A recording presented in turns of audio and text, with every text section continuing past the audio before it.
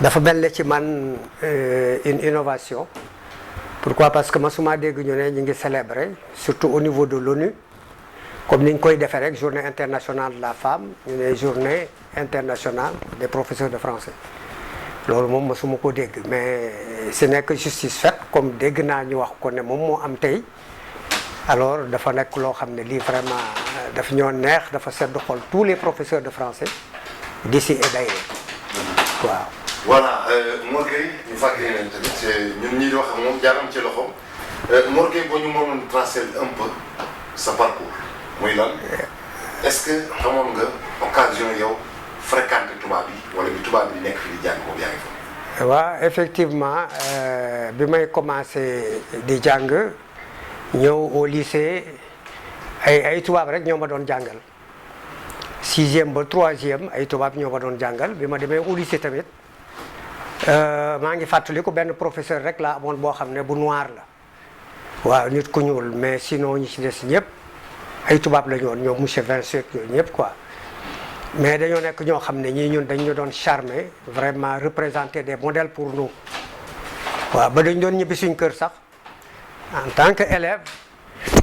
essayer di leen essayer recopier di toog ci kër ga di essayer làkk tubaab di def comme ni muy def ni muy bouger à droite à gauche yooyu yëpp dañ ko daan essayer di mimer yooyu quoi de telle sorte que dafa nekkoon loo xam ne daal daf ñu intéressé woon trop moo tax daal yëf yi jaaxal la ñu tey buñ gisee enseignement bi ni muy doxee ak français bi ni muy doxee aussi vraiment du ñu dara jaaxalu ñu ci daal ñu xam ne rek évolution la ak yooyu dañuy xam aussi ne changement la waaw mu nekk changement qualitatif wala quantitatif wala peut-être leneen ak yooyu nit ñi daal ils ont leur appréciation par rapport à ça mais ñun xam nañ ne enseignement bi dafa xaw a dévaloriser wu waaw surtout l'enseignement du français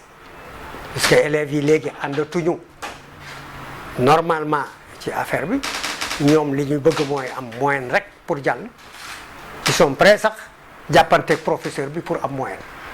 xooluñ seen effort personnel bi ñu war a def pour am moyenne loolu moom dañ ko constaté léegi ci enseignement bi de telle sorte que enseignement français aujourd'hui dafa nekk loo xam ne lu jafe-jafe la lu difficile la.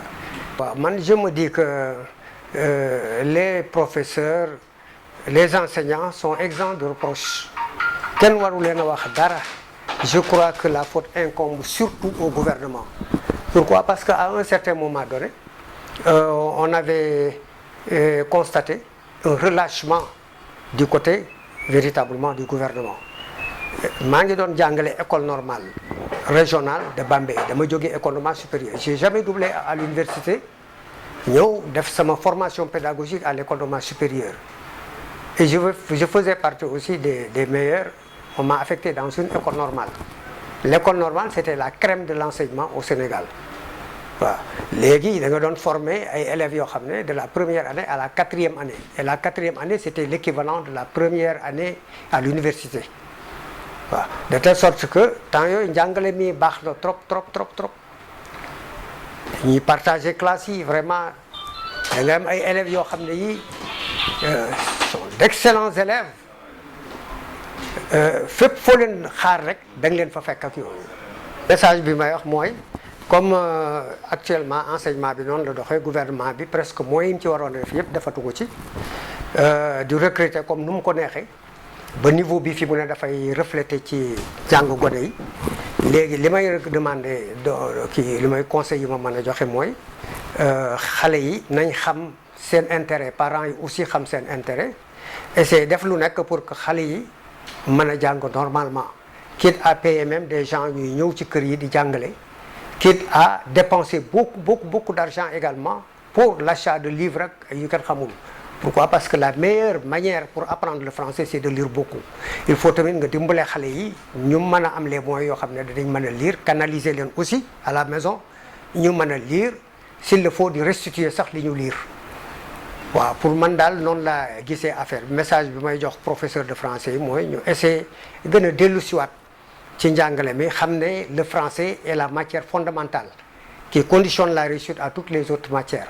de telle sorte que léegi bu ñu réagir normalement ci français bi rek ba mën a dugg bu baax ci xale yi alors bu boobaa véritablement danañ am ay intellectuels dignes de ce nom